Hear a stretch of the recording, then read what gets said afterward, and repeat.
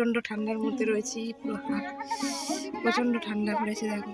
আর এদিকে সূর্য আমার দেখা নেই, এখন বাজে 8টার সময় সূর্য ওঠেনি, চারিদিকে কুয়াশা, পুরো অন্ধকার, আর প্রচণ্ড হাওয়া দিচ্ছে। আর দাদা দেখো গাছগুলো সব ঢাকা দিয়ে দিচ্ছে কুয়াশার জন্য। সকাল থেকে এত ঠান্ডা হাওয়া দিচ্ছে কি বলবো, চলো দেখাই। কে করছিস? ও মিষ্টি মুখ ধুবি না? ও মিষ্টি মুখ ধুবি না? মুখ ধুবি না? তো ঠান্ডা লাগছে না? এটা খুলে আছিস কেন বুকটা? এটা সেফটি পিন আটকালে তবে তো হতো।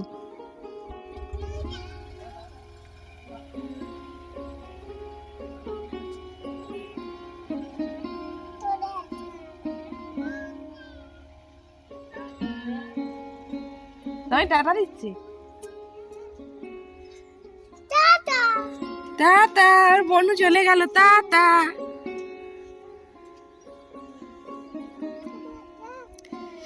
আজ সূর্য উঠবে না নাকি বলো কাকিমা? ওই জন্য সূর্যের দেখা নেই। চলো ঘরে যাই, চা বসাবো।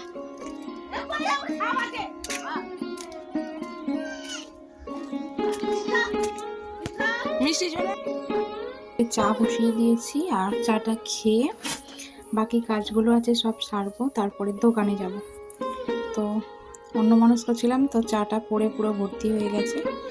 তো ফোনের দিকে তাকালে এক সমস্যা হয়ে যায়, এই হচ্ছে ব্যাপার। দেখো চা কমপ্লিট হয়ে গেছে। আর এদিক দিয়ে তোমাদেরকে একটু শেয়ার করি, তো চারিদিকে মানে কুয়াশা, পুরো অন্ধকার হয়ে আছে। আমার বাড়ির সামনের দিকটা একটু পরিষ্কার, আর বাকি বাইরের দূরের যে বাড়ি ঘর আছে কিছুই বোঝা যাচ্ছে না, যেন ঝাপসা হয়ে আছে।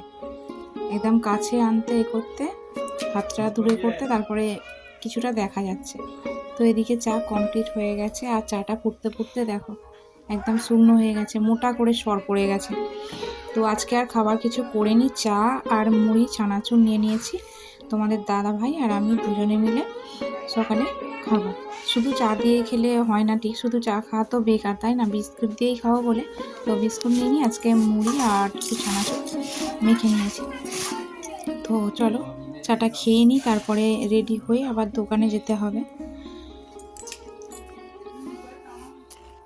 আর এদিকে রেডি হয়ে আমি বেরিয়ে পড়েছি, আর তোমাদেরকে শেয়ার করে দিচ্ছি। দেখো সকালবেলা ঘুম থেকে উঠে দাদা চাটা খাওয়ার পরে আর গাছে জল দিচ্ছে। জল ঠিক না, সার কিংবা খোলের জল এসব কিছু একটা দিচ্ছে। আর এই যে আজকে মনে হয় দাদার ছুটি আছে, তো সেই জন্য।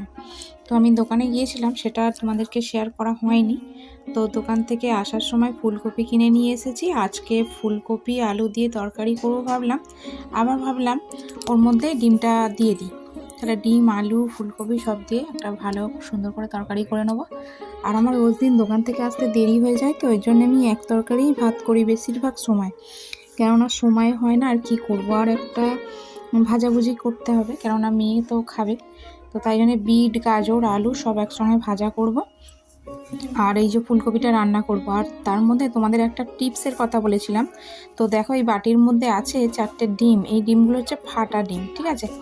তো আমি দোকান থেকেই নিয়ে এসেছি, ভালোই মানে অনেকটা করেই ফাটা আছে, কিন্তু এই ডিমগুলোও কিন্তু সিদ্ধ হয়ে যায়, বুঝেছো তো বন্ধুরা? তো এই সিদ্ধ করার প্রসেসটা মানে টিপসটাই তোমাদেরকে শেয়ার করতে চলেছি।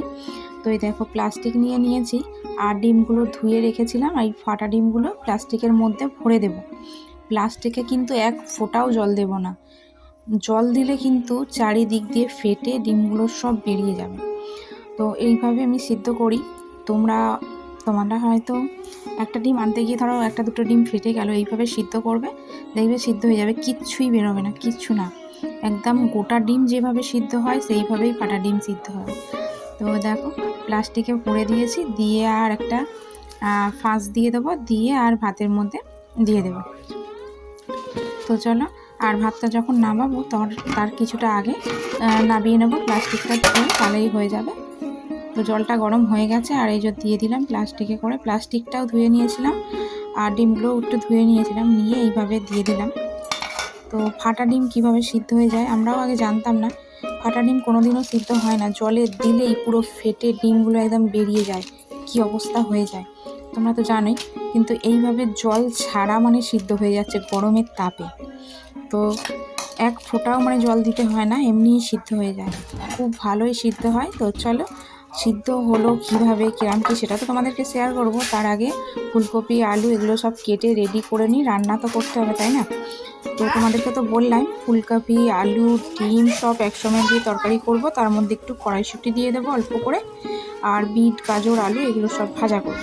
এখানে ফুলকপি আলু টমেটো পেঁয়াজ সব কেটে নিয়েছি, আর অল্প করে কড়াইশুঁটি দেবো, এই যে আদা রসুন একটু মশলা সিলে বাটতে হবে, আর করব গাজর বিট আলু ভাজা পেঁয়াজ দিয়ে। তো দেখো কড়াটা বসিয়ে দিয়েছি, ভাজা করে নিই তাড়াতাড়ি করে।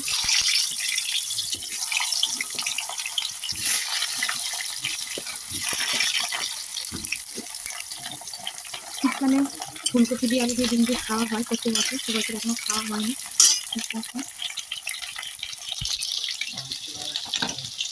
আর এদিকে ভাতও বসিয়ে দিয়েছি।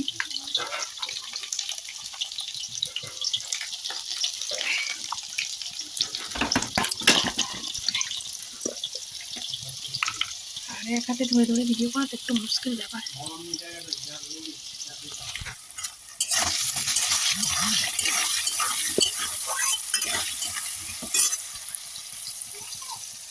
সবগুলো ভাজা করে নেবো ফুলকপি আলু, তারপরে মশলা কষিয়ে আর কি তরকারিটা বানাবো। চলো তাড়াতাড়ি ঝটপট ছেড়ে নিই। তো তেলের মধ্যে জিরে দিয়ে দিয়েছিলাম, দিয়ে পেঁয়াজ আর টমেটোটা ভাজা করে নিয়েছি, আর এর মধ্যে আদা রসুন আর জিরে সব হাতে বেটে নিয়েছি, মশলা করে নিয়েছি, সব একসঙ্গে শিলের মধ্যে পেস্ট করে নিয়েছি। নিয়ে এবার সুন্দর করে মশলাটা কষাবো, কষিয়ে যেরকম তরকারি হয় আর কি।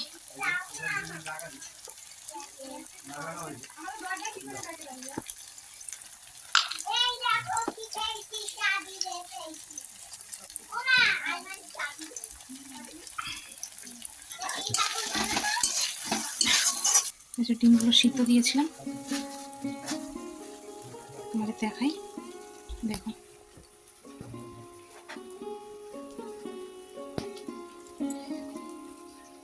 যেরকম ফাটা ছিল ওরকমই ফাটা আছে, কিন্তু সিদ্ধ হয়ে গেছে। দেখো যেরকম ফাটা ছিল সেরকমই ফাটা আছে, কিন্তু সব সিদ্ধ হয়ে গেছে।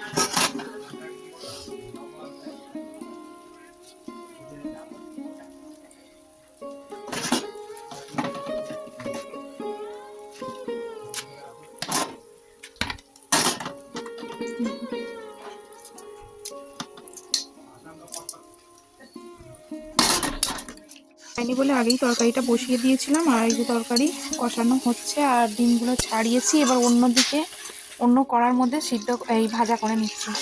তো দেখো দেখে কি মনে হচ্ছে তোমাদের এগুলো ফাটা ডিম ভাজা করলে এই সিদ্ধ করে ভাজা করে তরকারি হচ্ছে? তো দেখো এটাই হচ্ছে আজকের টিপস ছিল। তো চলো এদিকে তরকারি হয়ে গেছে, এবার ডিমটার মধ্যে দিয়ে আর গরম মশলা দিয়ে নামিয়ে নেব।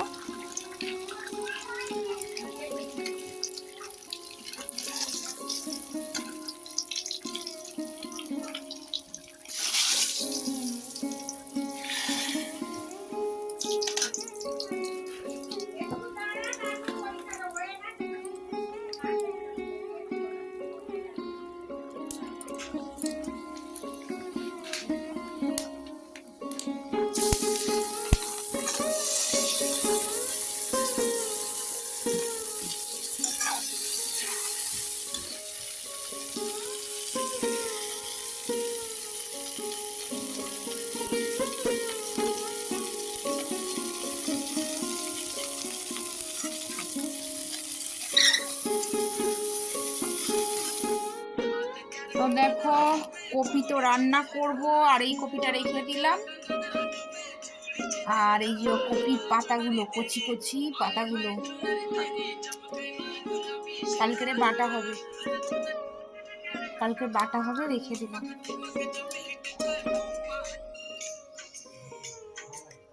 আর মিষ্টি খেতে বসেছে, দেখো মিষ্টি খেতে বসেছে, খাচ্ছে কম আর ফোন দেখছে বেশি।